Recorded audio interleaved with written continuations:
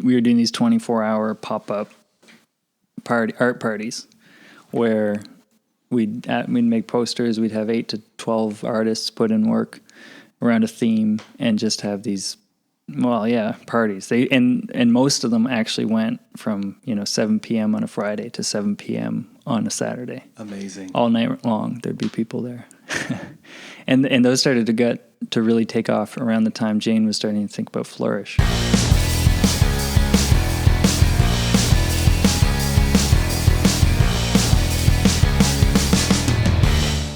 Hello, everyone. Doing a dark voice. When I was testing the microphone, I was getting a lot of reverb in my voice.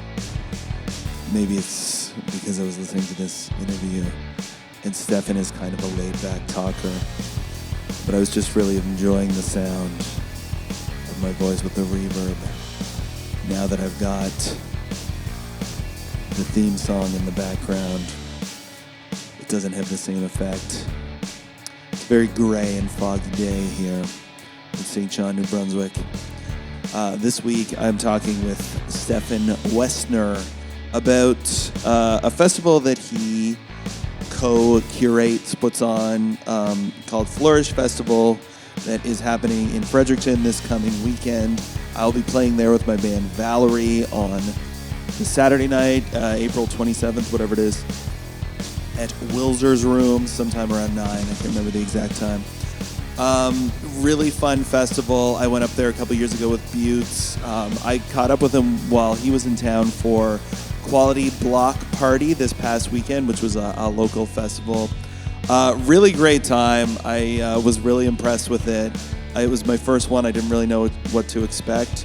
Small festival, only a few venues, but it meant great crowds everywhere.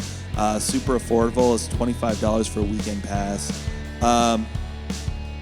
So lots of great shows. So anyhow, Stefan was here playing with Jane Blanchard, who is the driving force behind Flourish Fest, and the two of them put it on. So I saw her play at the St. John Tool Library here, and she had to take off the next day, and he was around. Stefan is a fellow drummer. I first met him when I think I actually played his drum kit at the Capitol in Fredericton. We talk about his bands, his festival, and the festival scene here in New Brunswick. I think you're really going to enjoy it. I certainly had a great time talking to him. Speaking of times that are great or perhaps running out, I did keep them late, and I'm almost out of time here. So here we go. Enjoy me and Stefan Westner.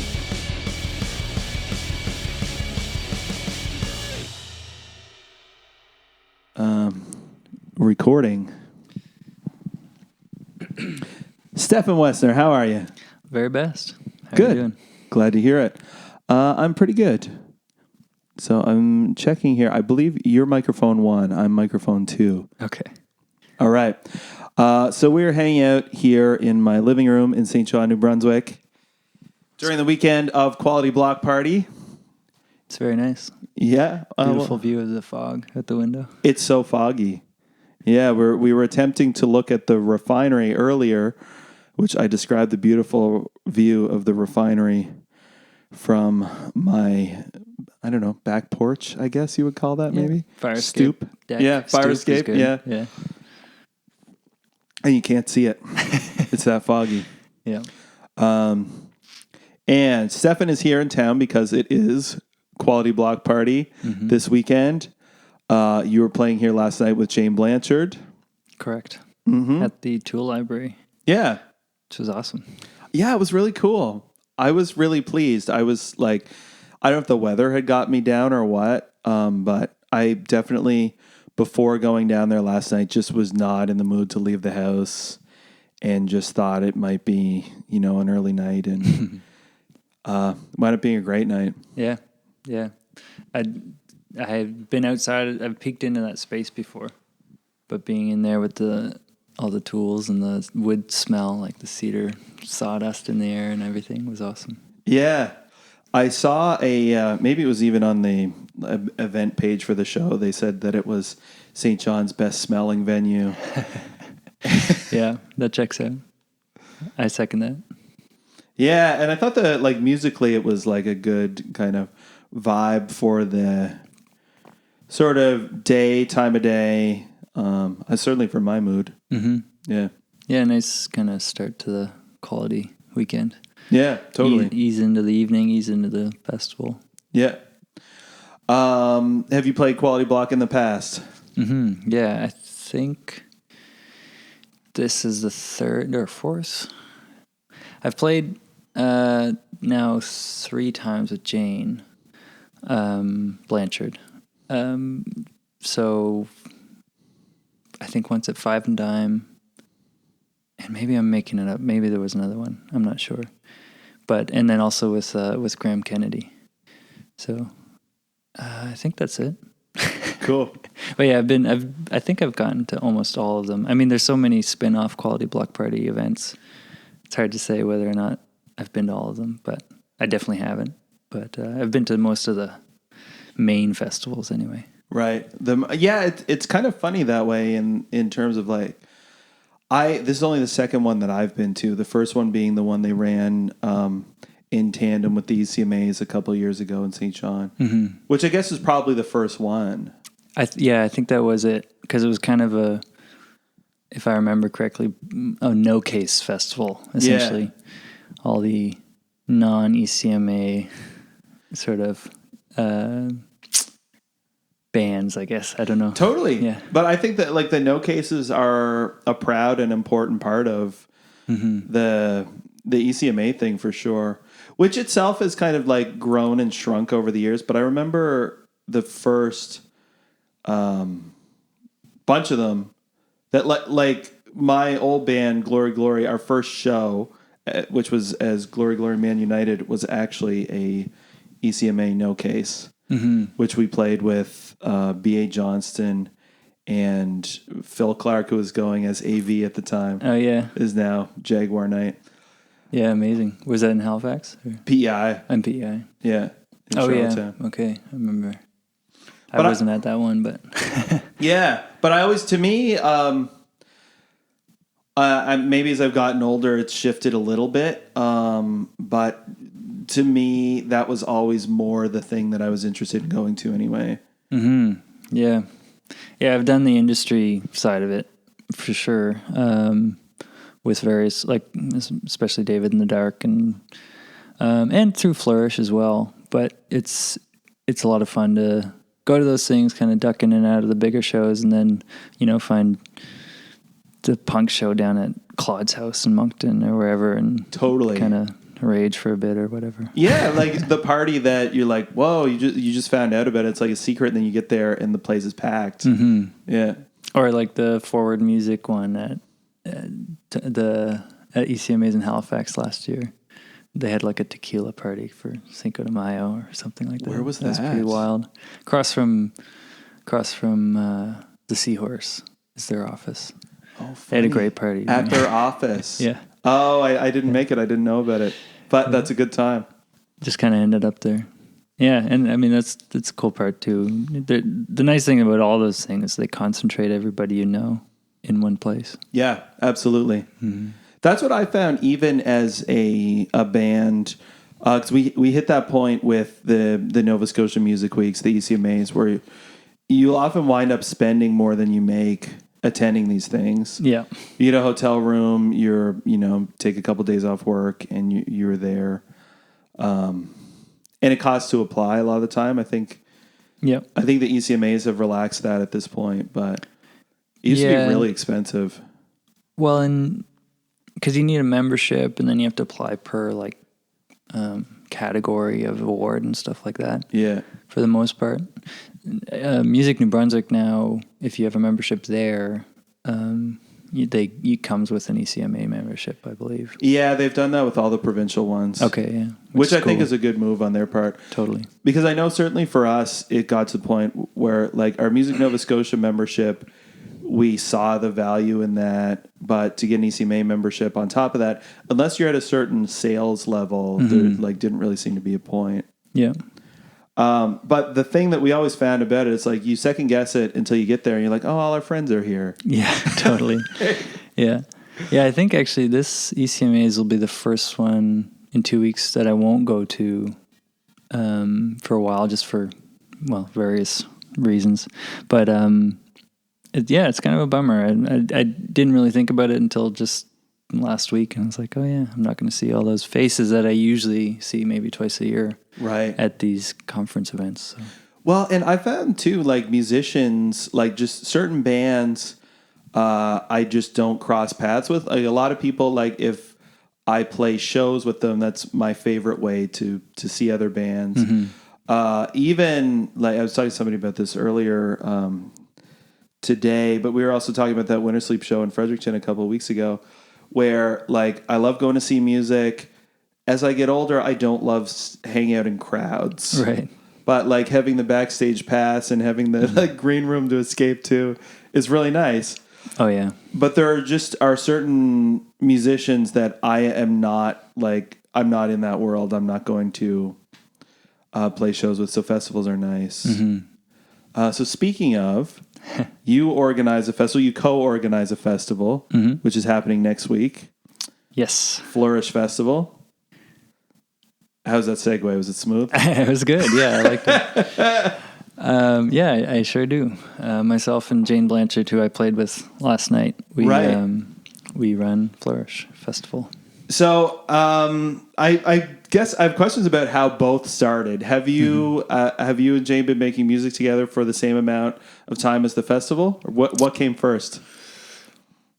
Oh, okay.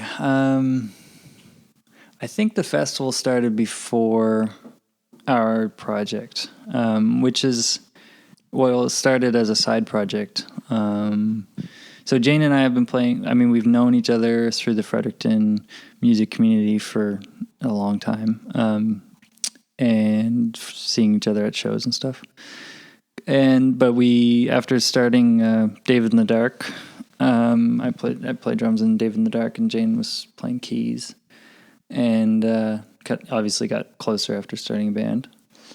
So yeah, that was like 2013, I think that was getting started. And pretty soon after that, the idea of Flourish came together. Because we're just getting into our 5th year now, which means we must have started in 2015. Is that right? 2014. Yeah. I know, I was just doing the math myself. Yeah. So, and then, we started playing together. So, David in the Dark is a 5-piece pop rock band. We were pretty active until last year. It's kind of slowed down a little bit. We're still doing some stuff. But the Jane Blanchard band, which is myself and Jane, is a 2-piece guitar and drums. Jane sings project that is a little more ambient, a little more experimental, still gets rocky, flirts with pop, mm-hmm. But just a total departure from the style of the pop rock thing. So it just was, actually I should say Jane had been playing a lot of these songs solo before that. And I saw her show and was blown away. So I said, if you ever get a drummer, you don't have to add anything to this. It's amazing. If you ever get a drummer, though, it has to be me, because I don't want somebody to come in and walk all over these songs, stomp all over them. Absolutely. So so I think Flourish started, and then within about a year after that, we started playing in this side project together, or her solo project, I should say. Mm-hmm. And they've both grown up kind of side by side, which is cool, for sure. Yeah. So what led to Flourish happening? Mm-hmm. I play drums, but my background is more really in the art world, visual arts. I'm a printmaker and a designer of sorts, and before Flourish, I formed a art collective in Fredericton called the Shiftwork Collective, with a bunch of other sort of artists who, just artists who do it on the side kind of thing. The whole name comes from people, who work in coffee shops, work shifts, work in retail, and then on their coffee tables at night are making great art. Right. Okay, that that's kind of interesting. Yeah, because I see you'll post on Instagram stuff from the studio. Yeah, but exactly. I didn't really ever know what the deal was with it.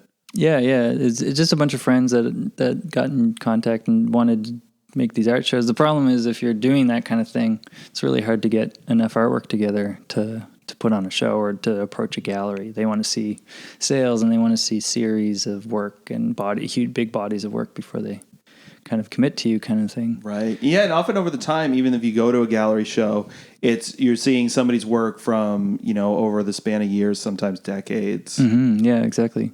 So shift work, we got together, we started planning these group shows in alternative spaces, some studios, a few different venues kind of throughout Fredericton.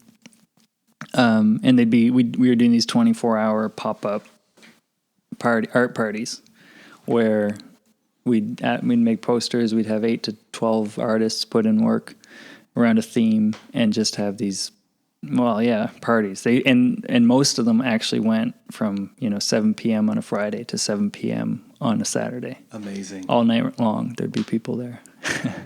and those started to really take off around the time Jane was starting to think about Flourish.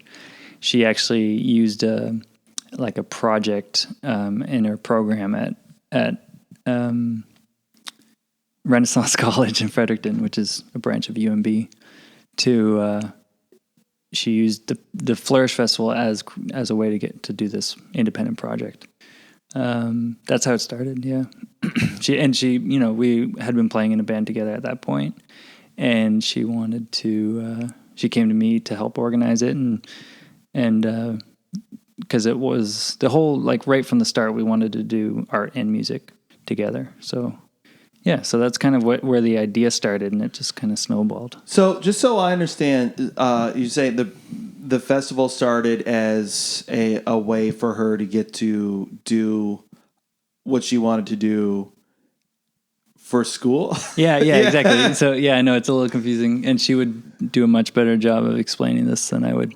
But yeah, she had an assignment to do an independent project, an event-based project, as far as I can remember. Mm-hmm.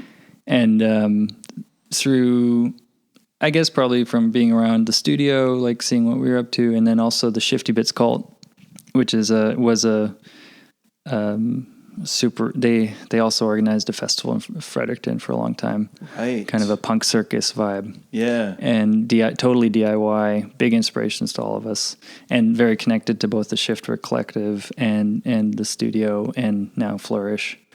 All those people in that community still are hovering around. I was going to say, as somebody who wasn't really around for it, but certainly you see stuff pop up. What happened to Shifty Bits?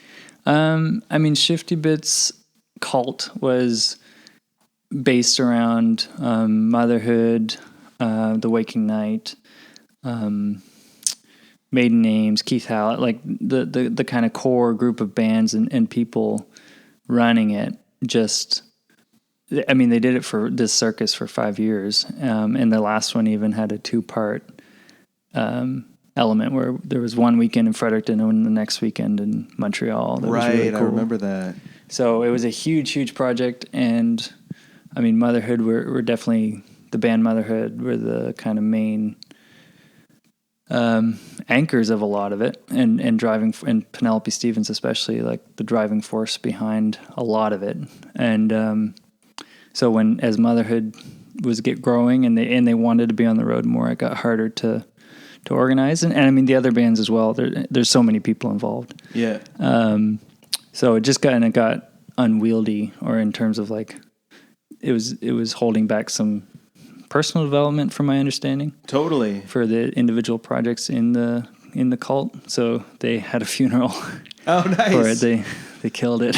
But that is the thing, because it can grow, and then and I think too. Even as I've found out doing this, but different projects, you do something, and then you see how you could make it better, and then sometimes it can just grow that way. without even it really being an intentional, like you set out to make it big. But at a certain point, it becomes that. And I know like Motherhood just finished, what was it, like a 6-week tour or something? Yeah. They just got back from going all throughout the States and, across Canada.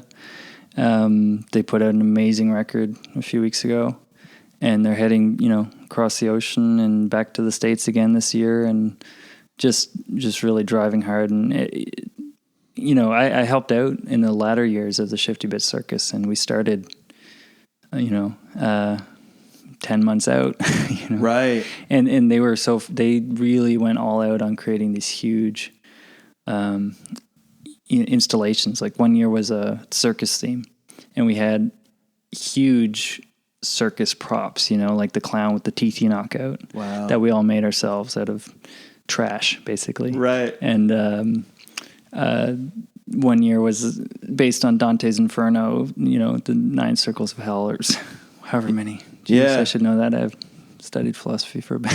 Oh, I mean, I read it, but I don't remember. I don't remember. But anyway, yeah, so, we built like thousands of these masks that were all over the walls, and arms coming out of the walls and stuff. It was wild.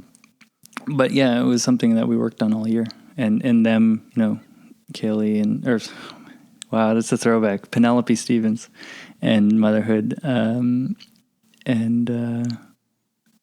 So now where they're really focused on their own music, it just couldn't all happen at the same time. Yeah, for sure. Did Shifty Bit Circus and Flourish happen concurrently at any point? Yeah, and I was trying to remember recently, actually, whether it was 1 year or 2 years that it all happened, or both festivals happened in the same year. Yeah, I think it was 2 years, which was very cool. But and again, Flourish started out quite small. Our first year, I think we put it together in 6 weeks.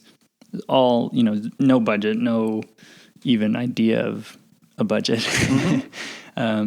Kind of just approaching all our friends, playing music and calling in favors, and approaching bands coming through town, and sort of looping it all in together. But the community really came together and put on an amazing weekend. Well, it is something, if I can interrupt for a second, that I know, like, I'm not sure when I became aware of it, but it's like you just start seeing things pop up online. But it is something that seems to have had like a fairly strong aesthetic identity from the beginning, because I remember seeing it and like I haven't heard of this before, but it seems like it's established for that reason.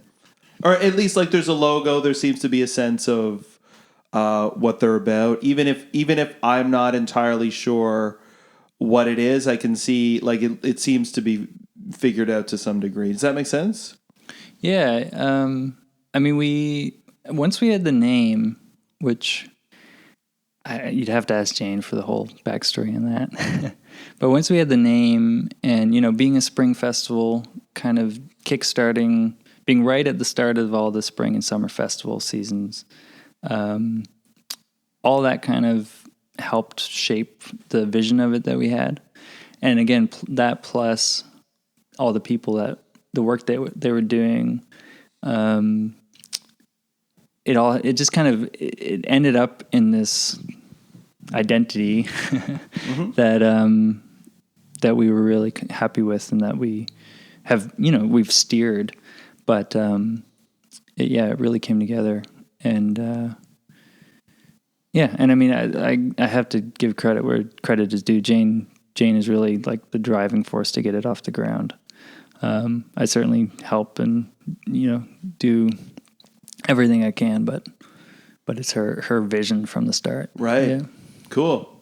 So I guess like I have a question that's like, what keeps it going? But also, is it a thing like, do you plan 2 years out? Do you think like we did it this year, what's next year going to look like? Is it something that you envision happening for a long time? Is it something that feels like more it's of the moment and it'll last as long as you want? Do you even think about that? Yeah, we do. It started as a one-off. Yeah. It was just a weekend. Wasn't really that much more thought into it than that. But as soon as you're done, something like that, whether it's even if it almost killed you, as soon as you're done, you put on your rose-colored glasses and you're like, wow, I can't wait to do that again. Put myself through all that again. So yeah, it started off as a one-off. Jane got an opportunity to do the year after that. She was still going to school and got opportunity to get a whole course credit for a project. So again, this time for a bigger portion of her credit, instead of part of a class, it was a whole independent study essentially on doing. She decided to have a second iteration, so we had a lot more time to work on it. We already had our, as you say, our kind of base branding together. So yeah, we kind of went into it there, and by the end of that one, I think we were both pretty hooked on it. There wasn't really a question whether there would be another one. It was just, right. Yeah, we're going to keep doing this. And at this point, since then it's grown exponentially every year. I feel like we're really hitting our stride in a lot of ways in this year. We've made all the mistakes, or most of them, hopefully. And we've started to figure out how to navigate, the grant system and various things that can help something like this be sustainable. So, we plan to keep growing it and every year sort of upping the ante a little bit. Cool. We want to get bigger and bigger, but stay a small festival. Yeah. If that makes sense. So, but yeah, we're in it at this point. Cool. Yeah. Well, that's good to know. Yeah. I know I've only been, I think, once, and I think it was 2 years ago. I played there with Buttes, which David in the Dark played that show as well in Tampa, I believe. Mm-hmm, yeah. At Wilzer's. And it was packed. It was especially as it was kind of a sitting gig for me. So it's nice to roll in to, I would say even we played as people were still kind of filtering in from other stuff in the evening, but the show itself was hopping. So it's also nice to see something, it's nice when people show up, Yeah, totally. We've been embraced so nicely by the community. Mm-hmm. The timing, I think, is key too. Usually it's the third or fourth weekend in March, in April, and people are just kind of shaking the dust off their dancing shoes or whatever, getting out of the apartments that we all curl up in for the winter and are ready to get out there and start thinking about, oh yeah, Paddle Fest is coming up, Sappy's coming up, all these summer festivals. And we're right at the start of that. Quality Block Party now too. So, yeah, totally. Which Paddle Fest I also have not been to. This is going to be my first year doing that, and I almost forgot about it until you mentioned it. But it is kind of bang, bang, bang. Quality Block is this weekend. Flourish is next weekend. ECMAs are the weekend after that. Then there's a week off, but then Paddle Fest is the following weekend. Yeah. And then Folly Fest right after that. I haven't been to Folly either. Going. Yeah. I haven't been to now that you're mentioning it. I haven't been to most of the New Brunswick festivals. Sappy I have done, but there's also this is maybe more of a side tangent, but I'm discovering there's a lot of kind of, you'd almost say, backwoods festivals that people just throw and you wouldn't know they exist unless you're part of the loop. Yeah, the really kind of boutique. A lot of those that kind of start as family parties and grow. Exactly. Yeah, somebody's got a big backyard and everybody camps overnight or whatever. Yeah. I played one of those last year with Marion, which is another band, and Graham Kennedy.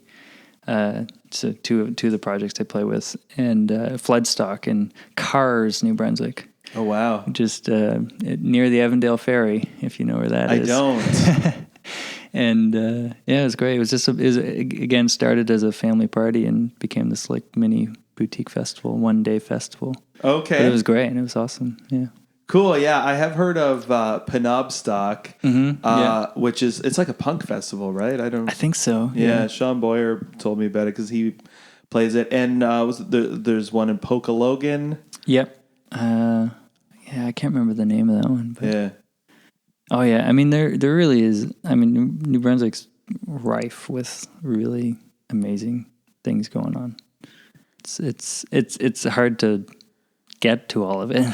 It is, yeah. I mean, and I would say for myself, certainly like hard to even know that it exists because I do find that it's funny for me having lived in kind of bounced back and forth between Halifax and St. John the last few years, where each place is kind of its own bubble. Like, especially if you're in Halifax, you're pretty aware of everything that's happening in town, but and especially the province of Nova Scotia, because it's so concentrated around that city.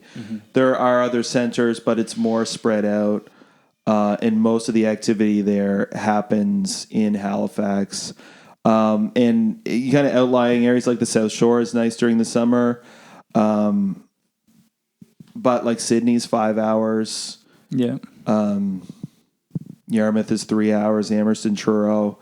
I've never played Amherst. I've lived in the Maritimes my whole life. I've played Truro once outside of Nova Scotia Music Week, I think. Yeah. I think we've only played... No, I've never played Truro, actually, come to think of it. Yeah. Yeah. But I've New been Brunswick, to Nova Scotia Music Week. But. Right. Yeah, exactly. Yeah. New Brunswick, because the centers are kind of accessible and nobody really kind of has a monopoly here either on everything.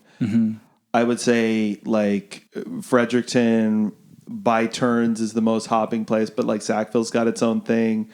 St. John has got its own thing that I didn't even know about till I moved here. Yeah. Oh yeah. And both kind of on either end of the spectrum in terms of, the big shows like Interpol coming through later this summer, and then, Quality Block Party, but there's shows every week at Taco Pica and stuff that are really incredible. Yeah. And a lot of other places. Well, that's what I found, like kind of just bouncing around. If you want to get out to see stuff, like even just between Taco Pica, Peppers, Five and Dime, Callie's when stuff happens there, Pub Down Under, which admittedly I've only been to one show that I played this year. Also, I went to the Panic Room last week to see Botfly. Cool. Yeah, and it was like, again, it was like, they used to have a location in the Uptown, which is what we call our downtown here in St. John. That also upsets people. I know people who tend to live in Halifax who are like, why do I call it that? That's so stupid. I don't know. I didn't make it up. But anyway, I used to be able to walk to the old Panic Room, and now 15 minutes before I attempted to go there, I looked on the Facebook event and it said call for address. So I did. Yeah. And I went, and I would never have found this place, but if you're in the know, it's happening there. And I would say that's even true of this city in general, where if you kind of do need to be in the know, because even something like Quality Block, if you weren't aware that it's happening in these particular venues, you could miss the whole thing. Oh yeah, totally. But I guess that's true of any. Like, I also worked at Halifax Pop Explosion for a term it's like not an intern, but it's like one of those temp jobs. But they were saying that was a challenge they had, which was they would put on these big shows. They had like maybe July Talk the previous year to when I worked there, and they said that people who went to that particular show didn't realize it was part of a festival because they just didn't care or whatever. Yeah, it's tricky. I mean, as a festival promoter,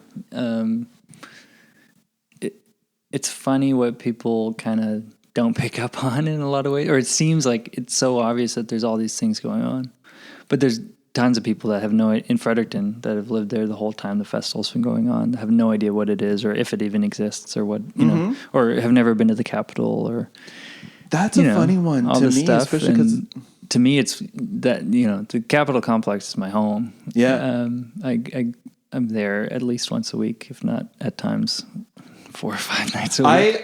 It's always is such a treat to go up there. It just is like such a great time. Yeah. But even, until recently, I had no idea that St. John, and we're an hour apart. I mean, in any other part of the world, that'd be two suburbs or two neighborhoods in the same city kind of thing.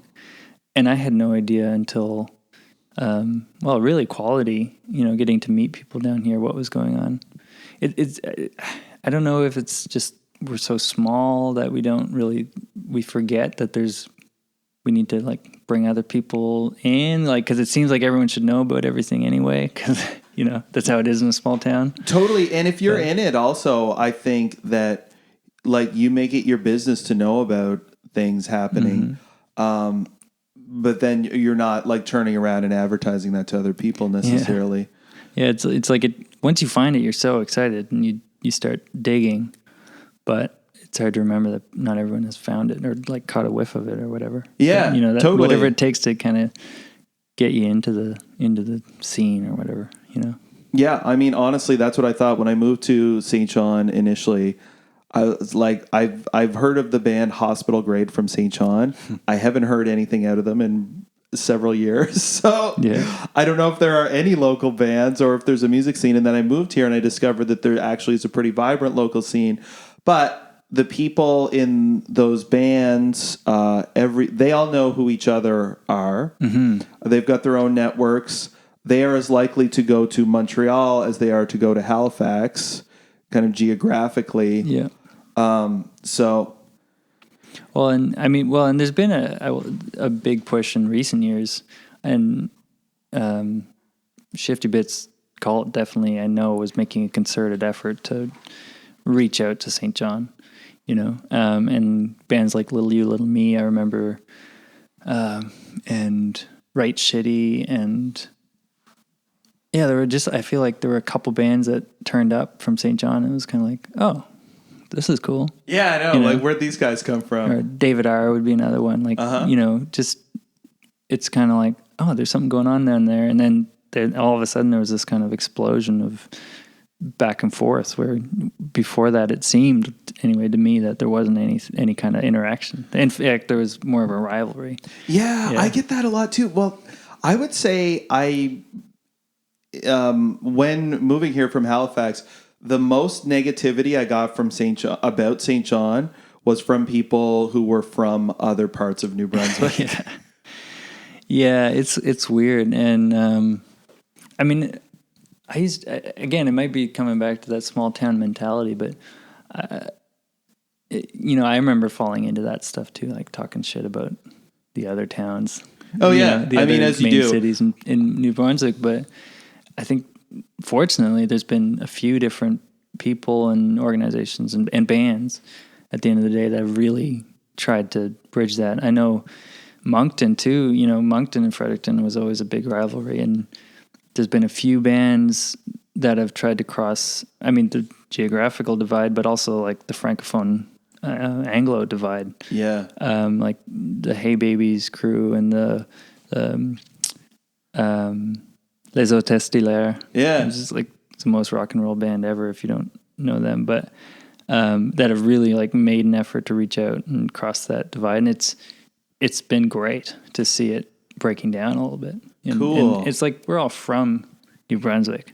No matter whether you're from Moncton or St. John or Sackville, like we're all from, or Edmundston or Bathurst or wherever, we're all from New Brunswick. We all have it hard. Like we shouldn't be fighting over the crumbs kind of thing. It is funny, you're right, but I would say even I know myself, like I went to Fredericton a few weeks ago, but hadn't been there since September, and it is an hour.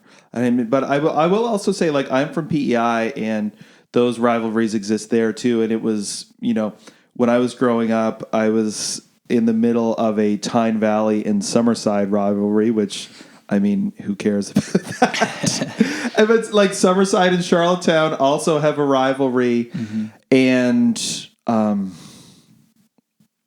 don't know. It just is so funny. Yeah. Oh, I know. But you slip into it. I grew up in the sticks. I grew up in Havelock, New Brunswick. Went to Petitcodiac High School, and Petitcodiac and Salisbury had this huge rivalry. And I didn't so much go out to the field parties and stuff, but every field party I heard about the Salisbury kids rolling in and starting fights. And stuff. That's what it's happens. It's all related. It's all just part of the same kind of thing. I know. Home, it was like Summerside and Up West, and the Up West kids hung out in the McDonald's parking lot. And if you went in there, you might be looking for fights. And there were definitely certain kids, if you were at a Time Valley party and Tignish showed up, like you got out of there. Yeah. Weird. Okay. I think maybe we have. I don't know if covered it, but run out the clock for sure. Thanks so much for being here, Stefan. My pleasure. Very much looking forward to Flourish. Where can we find your stuff online?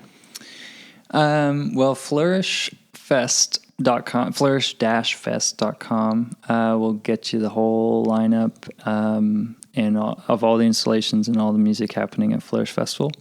And Flourish Festival happens April 25th to 28th of this year, 2019.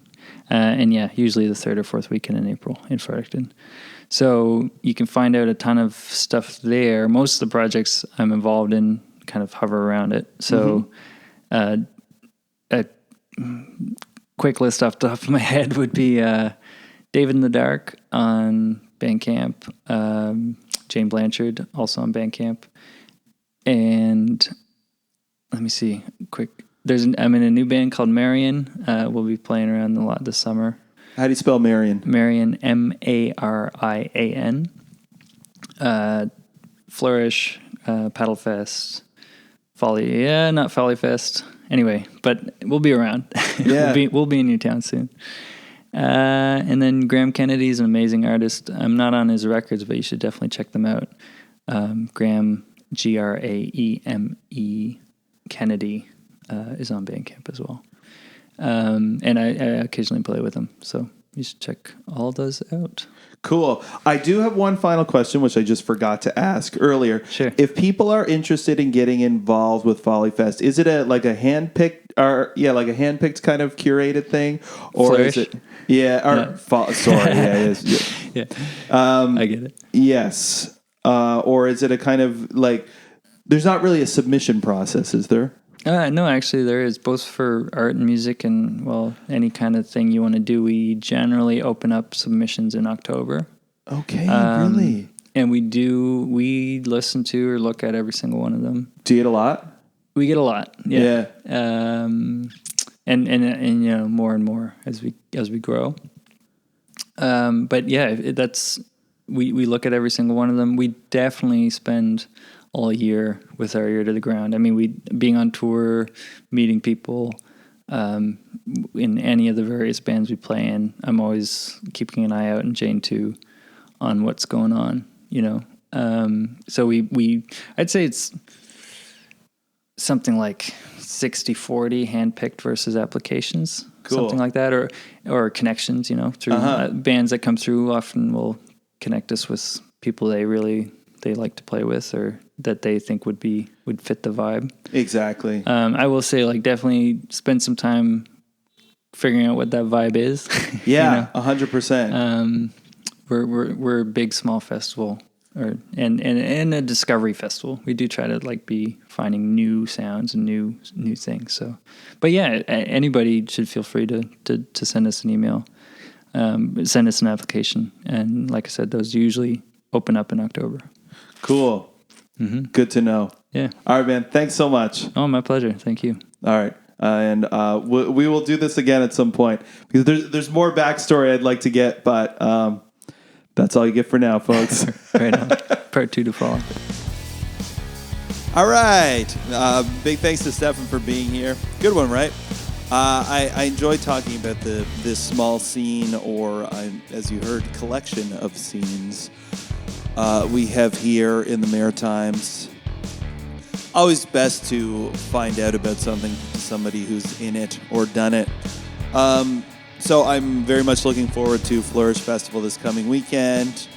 And I've got a bunch of shows. I forgot to plug these at the beginning. I also forgot to mention that initial Glory Glory show, which was a no case, also featured the band The Establishment, for all you mid-2000s post-hardcore indie bands featuring Trevor Murphy, Mike Dion, and Josh Pinky Pache. Anyhow, I'm playing 3 times this coming weekend. I got a DJ night with my friend Jeff McLennan. We're playing at Taco Pica here in St. John. The show is called Mutant Sounds. The following night, I'm going to be in Fredericton for Flourish with Valerie. Looking forward to seeing BB Cutie, who's playing the same show. I got to check the lineup and see who else is. And then on the Tuesday following, so the 30th of this month, which is called April, I'll be playing at Taco Pica here, opening for my friend Aaron Muir, a.k.a. Rote, and a band called Caribou Run from Toronto, Ontario.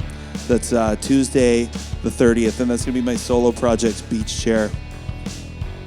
As always, if you want more info on this episode or what I'm up to, you can check my website, learndrums.ca, which is currently having a bit of an existential crisis.